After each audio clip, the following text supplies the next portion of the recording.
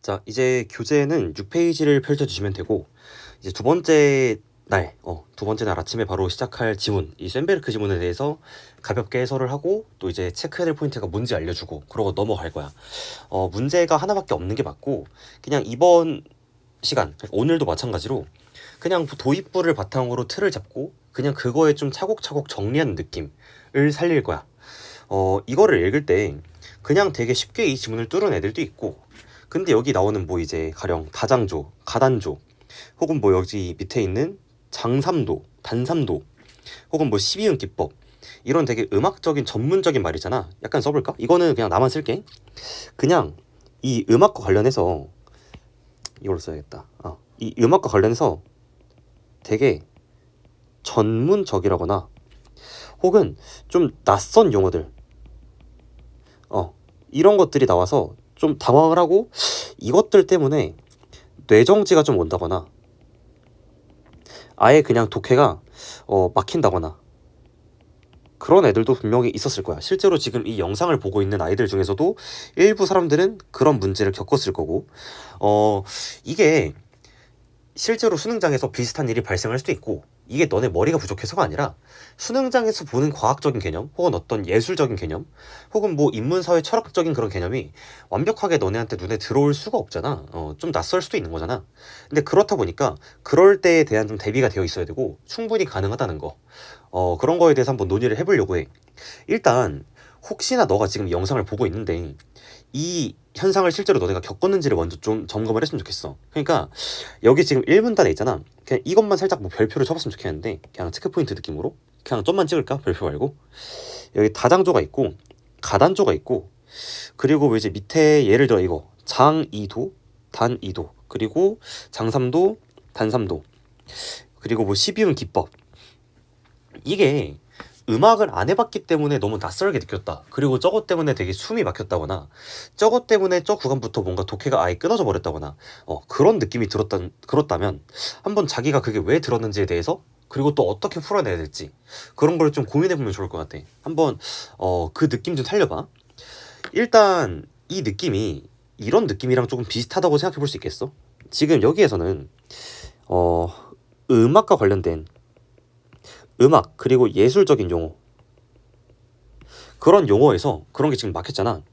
근데 지금 약간 이 느낌이 뭐랄까, 과학 지문, 기술 지문. 그러니까 이제 문과 입장에서 과학 기술 지문을 읽을 때 겪는 그 어려움. 그러니까 국어를 처음 공부할 때, 아니 과학 지문 이거 뭐 이렇게까지 물어봐? 아니 이게 맞아? 이렇게까지 낸다고? 아니 무슨 말이야? 이해가 안 되는데? 싶은 그 막막함. 설령 네가 이과야. 그러면 인문 철학 지문 읽을 때 느껴지는 그 막막함, 답답함. 약간 그런 거 있을 수도 있지. 혹은 경제를 아예 모르는데 경제 용어가 좀 깔려있는 지문들 읽는 그 느낌이라고 해야 되나? 그 느낌이 좀 비슷하지. 그러니까 이게 잘 생각해봐. 과학기술 지문에서 과학 그 자체를 딥하게 들어가서 물어봐? 우리 지금까지 수업에서 경험했잖아? 근데 그건 아니었거든? 근데 다른 지문에서는 그러면 경제 자체를 막 엄청나게 딥하게 물어볼 수 있어? 아니겠지. 그냥 상식적인 수준에서 되겠지. 음악도 마찬가지. 그런 게 안 된다고. 그러니까 이게 과학기술에서 그런 것들에 대한 파회법이 있는 것처럼 지금 이런 인문철학 지문 혹은 예술 지문에서도 그런 파회법이 있을 수가 있고, 그 파회법을 그냥 내가 잘 잡아주면은, 일단 우리가 이번 주 학습에서 어제 뭐라고 필기했었지? 어제 필기한 거 확인해 볼래? 어 이쪽이었지. 맞아. 도입부 독해에서 첫 문장부터 의미를 정확하게 살려서 시작한다. 그리고 이어지는 내용에 대해 사고하고 이해하기 위한 틀을 잡는다 라고 말을 했잖아. 그치? 첫 문장부터 가능한 만큼 의미를 살리되, 그리고 이해하기 위한 틀을 좀 잘 잡아야 된다 라고 어제 말을 했었어. 그리고 이거에다가 필기를 하나 덧붙여줘. 그냥 다른 색깔 펜으로 그냥 데이 투 슌베르크. 그냥 이 지문을 예시로 이 이해하기 위한 틀을 잘 잡는다 라는 거를 학습을 할 거야. 오케이? 한번 시작을 해볼게. 이 느낌만 좀 잡아보자. 1문단을 읽으면서 가능한 만큼 의미를 정확하게 살리고, 또 궁금해야 될 것들 궁금하고, 그러면서 앞으로 내가 무슨 내용을 읽게 될지, 또 앞으로 내가 어떤 것들에 대해서 이해를 해야 될지에 대해서 약간의 틀까지 조금 잡아볼 수 있으면 잡는다 하는 느낌만 조금 살려보자. 한번 그 느낌 살려서 한 번만 다시 읽어보고 읽어보고 왔다고 생각하고 나 지금 시작할게. 읽어봅시다. 쉔베르크는 현대 음악이 난해하다는 인상을 만든 대표적인 작곡가래. 살짝 끊어봐. 한번 생각하고 가자. 한 문장씩. 첫 번째 문단이니까. 일단 현대 음악이 난해하대. 근데 이 난해하다라는 말이 되게 추상적이거든. 그냥 음악이 괴랄할 수도 있고 뭔가 그냥 이것저것 장르가 너무 다양해서일 수도 있고 그냥 되게 애매하단 말이야, 이 말 자체가. 이거 약간 추상적인 거 느껴지니? 이것만 써볼래? 이 난해하다는 말 자체가 너무 막연하고 좀 붕 뜨는 느낌? 구체적으로 무슨 말인지가 안 잡히는 느낌 혹시 와닿니? 수능국어를 공부해보면 알겠지만 대체로 이런 추상적인 말들에 대해서 제시가 초반이 되면 얘를 해소하는 방향으로 나아가거든? 해서 일단 현대 음악이 난해하다에다가 그냥 빨간 펜으로 밑줄 한번 쳐보자. 이거에 대해서 조금 이해를 해야 될 것 같은데, 자, 이것까지 끄덕끄덕 해봐. 다시. 이 말이 조금 막연하고 구체적이지 않은 느낌이라서 조금 더 구체적으로 의미를 알아야 될 것 같은데, 잡고 싶은데 하는 그 느낌. 이게 좀 와닿지가 않아 하는 그 느낌. 그러면서 얘에 대해서 조금 읽어보면서 확인하고 싶어 하는 그 궁금증과 같은 느낌. 끄덕끄덕. 끄덕끄덕. 이 느낌 해줘야 돼. 이런 인상을 만든 대표적인 작곡가래. 그러면 지금 여기에서 말하는 이 쉔베르크에 대한 내용, 얘에 대해서 일단 시작이 이렇게 되네. 얘로 인해서 현대 음악이 난해하다,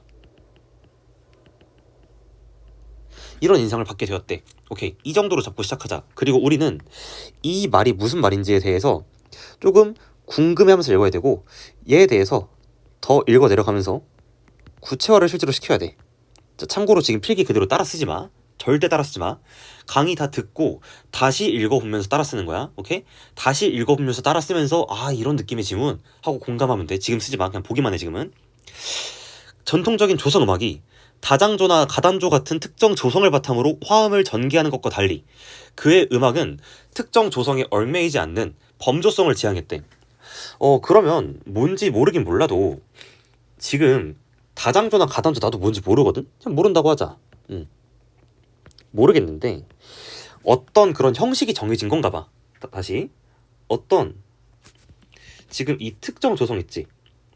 어떤 특정 조성을 바탕으로 화음을 전개한다고 했는데, 밑줄도 그냥 치지 말고 그냥 이해해. 지금 너희 글 보고 이해해야 돼. 얘는 특정 조성에 얽매이지 않는 범조성을 지향했대. 오케이? 그러면 이 정도 되지.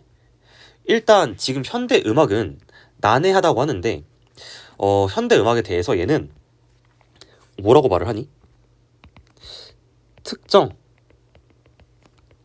조성을 갖추지 않는데, 그리고 이게 범조성이야.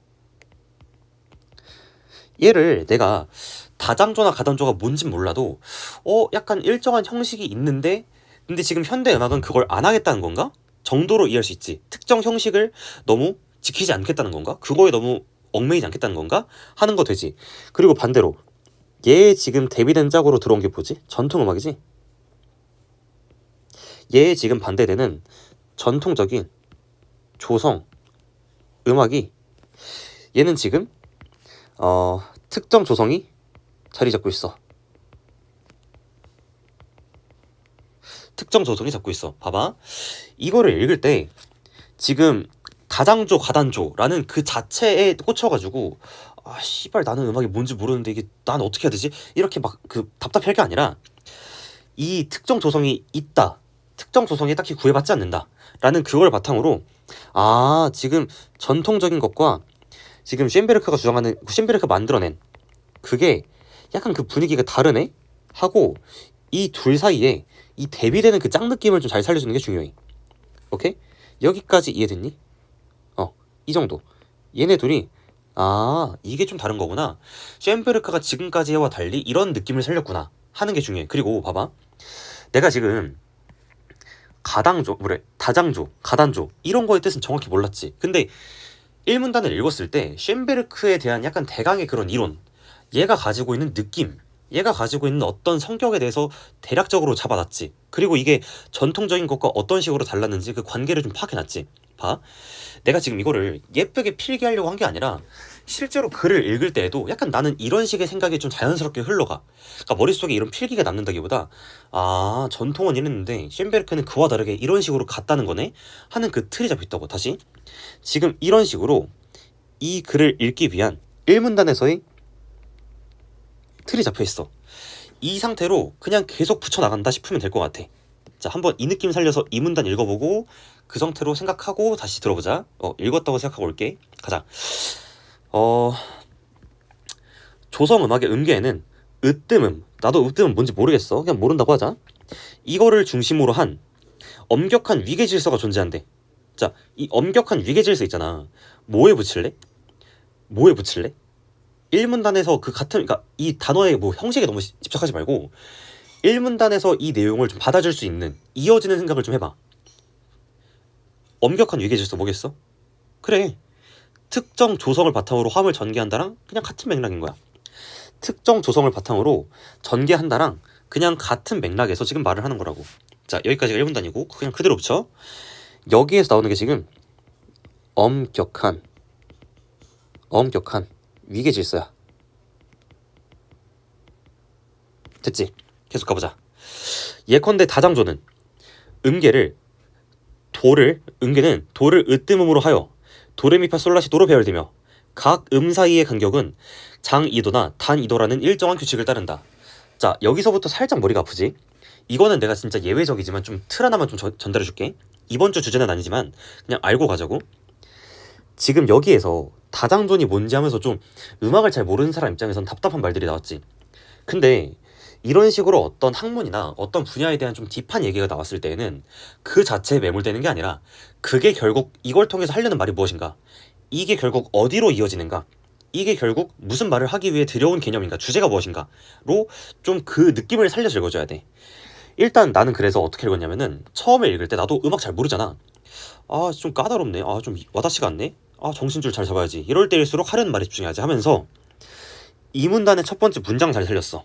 여기다 그냥 빗줄 박아봐. 지금 여기서 예컨대라고 말을 하잖아. 그치? 이 예시는 다른 게 아니라 조성음악, 전통적인 조성음악은 엄격한 위계 질서를 지킵니다. 엄격한 위계 질서를 지키고요. 특정 조성을 바탕으로 합니다.를 부연 설명하기 위한 예시라고. 그 느낌으로 살려서 읽어보자. 다장조 음계는 도를 으뜸음으로 하여, 으뜸은 뭔지 모르겠어. 도레미파 솔라시도로 배열되며 각 음 사이의 간격은 장이도나 단이도라는 일정 규칙을 따르신대요.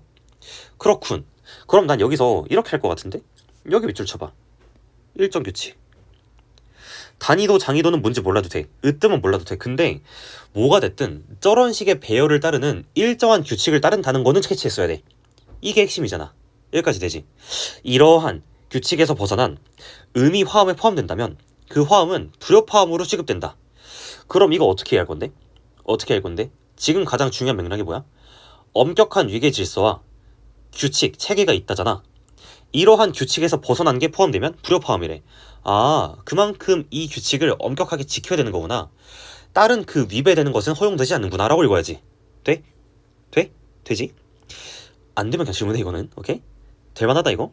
또한 다장조 곡은 다른 얘기 나오고 있네. 예시긴 한데 도미솔의 으뜸 화음으로 시작하여 파라도의 버금 딸림 화음과, 말이 개어려워. 근데 괜찮아. 솔시레의 딸림 화음을 거쳐 다시 으뜸 화음으로 돌아오며 마무리된대. 아니 뭐 물어볼 거면 그냥 뭐 순서 과정 정도 물어보겠지. 모르겠어 나머지는. 이와 같이, 여기까지가 예시네. 이와 같이 조성음악에서는 음들 간의 협파 불협화 관계와 화음 전개에 따른 선율의 흐름이 미리 정해져 있대. 자, 여기까지 밑줄 박아봐. 그럼 너네 여기에서 이 문장 어떻게 할래? 약간 이 문장에 대해서 어떤 생각을 하는지 지금 한번 스스로 점검해보고 와. 한 20초 정도 시간 줄게. 점검해보고 와.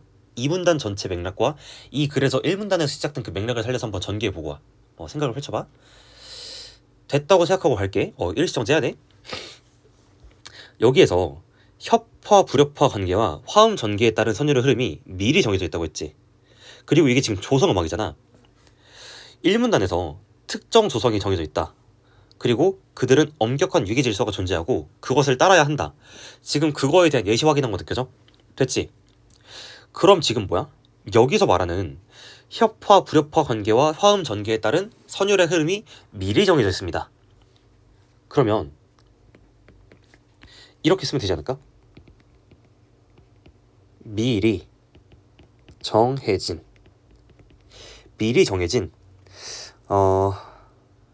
선율의 흐름.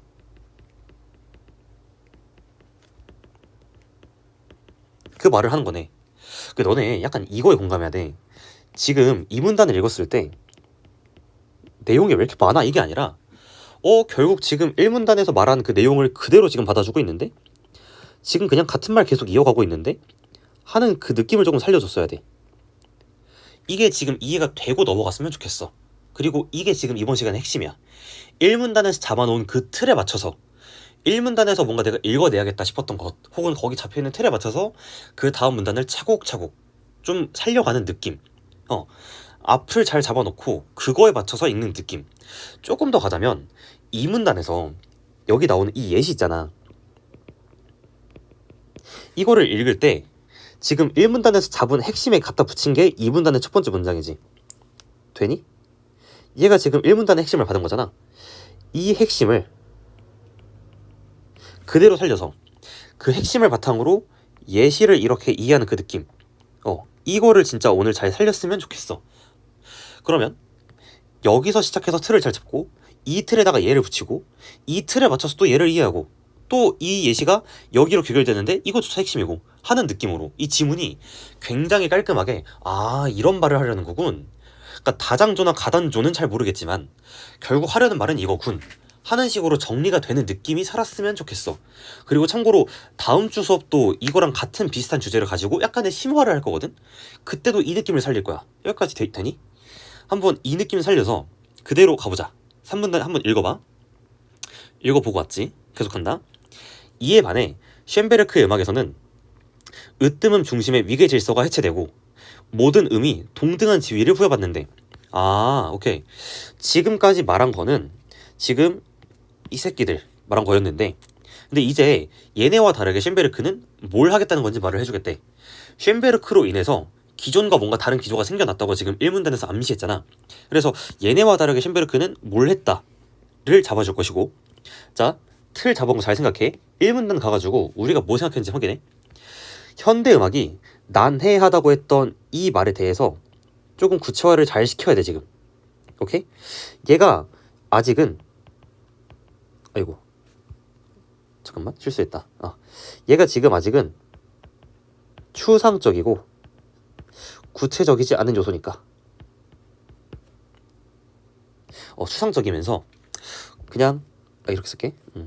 구체적이지 않다.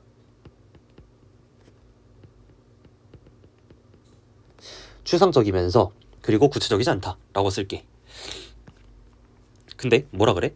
으뜸음 중심의 위계 질서가 해체되고 모든 음이 동등한 지위를 부여받는데, 그러면 쉔베르크 음악에서는 이런 식으로 어떤 질서가 없다는 거네.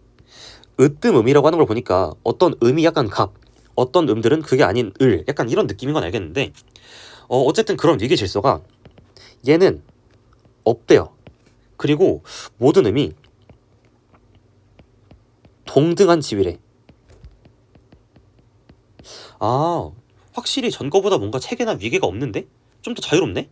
이 느낌이 중요해. 다시 조금 더 자유롭네? 2문단을 살려서 3문단을 이해해야 돼. 그냥 독립적으로 읽는 게 아니야. 그 다음으로 가봐. 그가 고안한 12음 기법은 한 옥타브 내의 12개 음 모두를 자유롭게 배열한 음렬을 이용하는 작곡 방식이래. 나는 여기에서 너네가 이 키워드가 눈에 들어왔으면 좋겠어. 으뜸음 중심의 위계 질서가 해체됐다 했지. 그리고 해체되고 그리고 동등한 지위 받았지. 전 거보다 자유로운 느낌이 들잖아. 여기서 그 다음 이어서 가면 음 모두를 자유롭게 배열했대. 이게 살았어야 돼. 오케이? 12개 음이 중요한 게 아니라고. 계속 가보자. 조선음악의 음계에서는 으뜸음과 장삼도, 단삼도의 관계에 따라 장단조가 규정되는 반면, 그러니까 지금 우리가 2문단에서 읽었던 그런 부분 애들은 뭔가 이렇게 규정되는 느낌이 살았대. 무언가에 따라서. 그냥 문제에서 물어보면 이런 인과성만 잘 따지면 돼. 오케이? 이런 거는 선지 판단을 따면 된다고. 이어가 보자. 음열 기법에서는 음들이 반음 간격으로 조밀하게 배열되어 조성의 경계가 모호해진대. 경계가 모호해진다? 그럼 같은 맥락으로 뭔가 딱딱 떨어지는 게 아니라 여기서 한 그 말 그대로 살려. 표현 그대로 살려. 비교적 자유롭게 살린다며. 그리고 이거랑 같은 말이 뭐야? 비슷한 말이 간격도 경계도 모호해진다. 같은 맥락인 거 느껴져? 그리고 이거 이문단에 나왔던 특정 조성을 바탕으로 하는 것과 대비되는 거 느껴져? 이 느낌 살려야 돼. 계속 간다. 이 때문에 하나의 곡의 장조와 단조가 공존하는 듯한 인상을 준대. 이게 나도 왜인지는 모르겠어. 이 공존이라는 게 무슨 말인지. 근데 어쨌든 아마 경계가 모호하고 이것저것 다 섞어냈으니까 공존하는 느낌도 드는 거 아닌가 싶긴 해. 원래처럼 딱딱 떨어지는 게 아니니까. 그의 음악이 무질서하다는 인식을 갖기도 했대. 아, 그럴만한 것 같아. 왜냐면 기존 것처럼 뭔가 질서를 잡고 위계를 잡고 그 체계를 따른 게 아니니까. 그래서 약간의 무질서한 인식도 생길 수 있다 라는 거 이해할 수 있지 않을까? 됐지? 봐, 내가 지금 하는 이 설명을 들을 때 내가 얼마나 많이 앞에 나왔던 내용을 언급하면서 이해하고 있는지를 설명을 잘 납득해야 돼. 다시, 얼마나 많이 1, 2문단에 나온 개념들을 내가 얘기하면서 3문단을 설명하는지를 너네가 이해해야 돼. 앞문단에 나온 내용과 틀을 기반으로 하고 있잖아. 그 느낌이라고. 이번 주의 주제가 이거야. 그러나 쉔베르크의 의도는 화음을 자연의 섭리처럼 받아들이던 조성 음악의 관습에서 벗어나. 한번 이거부터 살려볼까? 화음을 자연의 섭리처럼 받아들이던 조성 음악의 관습에서 벗어났대. 자연의 섭리처럼 뭔가 당연하다는 듯이 받아들이는 그런 걸 말하는 것 같은데, 이거를 자연의 섭리를 그 자체로 읽으려고 하면은 좀 막연할 거야. 근데 이 틀에 맞춰 읽어봐. 이 틀에 맞춰가지고 자연의 섭리를 이해해봐. 미리 정해진, 규정된 그런 느낌으로 자연의 섭리를 이해하면 되지 않겠어? 당연한 것처럼 이런 느낌으로. 오케이? 그러면 될 것 같은데, 조성 음악의 관습에서 벗어나 사전에 설정된 인위적 질서가 아닌 음들 간의 내재적 관계에 기초한 새로운 음악적 형식을 마련하려고 했대. 오케이. 뭐지? 여기서 말하는 것들은 그러면 자연의 섭리처럼, 그리고 이미 정해진 위계 질서와 그런 게 지금 규정이 돼 있잖아. 규정된 걸 따라야 되는 거니까 음악이 만들어지기 전에 이미 지금 뭐 돼 있어? 인위적 질서가 이미 정해져 있는 거지. 그래서 사전에 정해진 인위적 질서 도 여기로 온다. 여기까지 되지. 그리고 이게 아니라 음들 간의 내재적 관계에 기초한 새로운 형식을 마련하려고 한대. 오케이. 그러니까 전보다 형식이 없는 건 아닌데 자유로운 방식으로, 그리고 외부에서 그냥 규정한 게 아니라 음에 집중해서 그냥 하겠다라는 소리로 보면 되겠는데? 뭔 느낌인지 알겠어? 마지막 문단 여기다 붙이듯이 한번 읽어보고 왔으면 좋겠어. 자, 시작해보자. 읽어보고 왔으면 바로 들어간다. 쉔베르크의 음들 간의 자연스러운 관계가 외부로부터 주어지는 것이 아니라 곡 전체의 유기적 통일성을 통해 형성되는 것이라고 보았다. 당연하지. 같은 말이잖아. 지금 이 말이 곧 곡 전체의 유기적 통일성 이라는 거지. 그치? 이걸 통해 형성되는 것이래. 외부로부터 주어지는 건 뭐야? 이거지. 외부로부터 주어지는 건 여기지. 계속 가보자. 그는 곡을 하나의 유기체로 완성하기 위한 조건으로 응집력을 제시했는데, 오케이. 이제 얘를 조금 더 구체화시키기 위해서 하나의 개념을 추가적으로 말을 하는 것 같아. 여기까지 개념을 좀 구체화하는 것 같아. 플러스 응집력 이라는 게 나오고 있어. 읽어보자. 이해해야 돼. 이는 곡을 이해 가능한 구조로 통합하는 음들 사이의 내적 결속을 의미한대. 근데 같은 말 아니야? 위에서 바로 음들 간의 내재적 관계에 기초한 새로운 형식을 만든다며. 여기서 말하는 응집력이 지금 내적 결속이라고 하는데, 이게 지금 얘랑 같은 말이네 결국에. 뭔 느낌인지 알겠어? 응집력은 음과 음 사이의 관계에서 기인하는 유사성이 반복됨으로써 실현된대. 애초에 유기적 통일성을 지금 가지고 있어야 한다는 식으로 말을 했고, 그리고 음과 음 사이 관계를 써야 된다 했지. 그럼 생각해봐. 난 이렇게 이해했거든.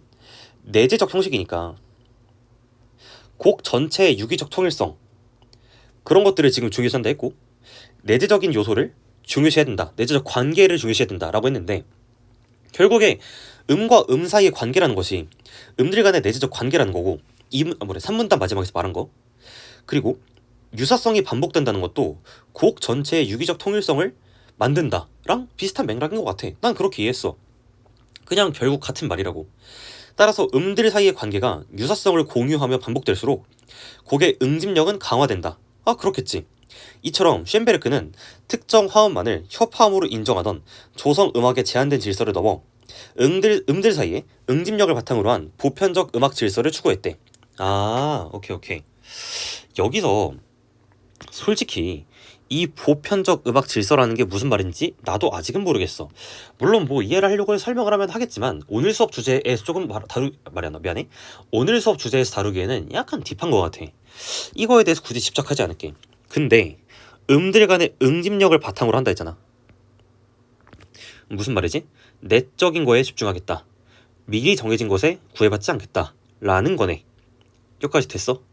그러면 여기까지 했을 때 우리가 이 글을 읽는 그 느낌은 어떤 식으로 정리가 돼야 되냐면, 아, 쉔베르크의 이전 원래의 조성 음악은 미리 정해진 형식에 따라서, 철저하게 그 위기 질서를 따라서, 미리 정해진 바에 따라서 음악을 만들어야 했어. 그 틀을 지켜야만 했어 였는데, 근데 지금 쉔베르크로 넘어오면서 나온 건 뭐야? 일단 기존처럼 정해져 있는 그 틀을 따르지 않아. 어떤 특정 형식에 구애받는 게 아니라 자유롭게, 그리고 그런 경계 자체에 너무 신경 쓰지 않고 나아가는 거야. 근데 그럼에도 불구하고 쉔베르크가 추구한 게 없었냐? 그건 아니다. 그거는 뭐였냐면, 음들 간의 관계에 따라서 만들어지는 그런 형식을 추구하겠다, 외적인 게 아니라 음과 음 사이 관계를 내가 따질 것이고, 그 음과 음 사이 관계를 따지면서 그걸 반복시키면서 나름대로 통일성을 만들겠다 라고 하는 거였어. 그냥 그 곡 안에서 하겠다는 거야, 이거는. 이런 느낌으로 정리가 되니? 그러면 봐봐. 내가 억지로 뭐 외워가지고 한 줄 정리를 하고 한 줄 요약을 하고, 약간 그 뭐 마땡텅 이런 교재처럼, 어떤 기출문제처럼 뭐 요약을 하겠다, 이런 게 아니야. 그냥 글을 읽었을 때 이 정도로 정리가 될 수밖에 없는 글이라고, 이거는.